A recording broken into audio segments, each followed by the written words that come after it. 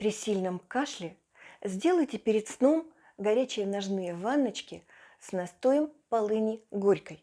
На 3 литра завариваем 2 побега сантиметров 30 длиной. У полыни огромное количество эфирных масел.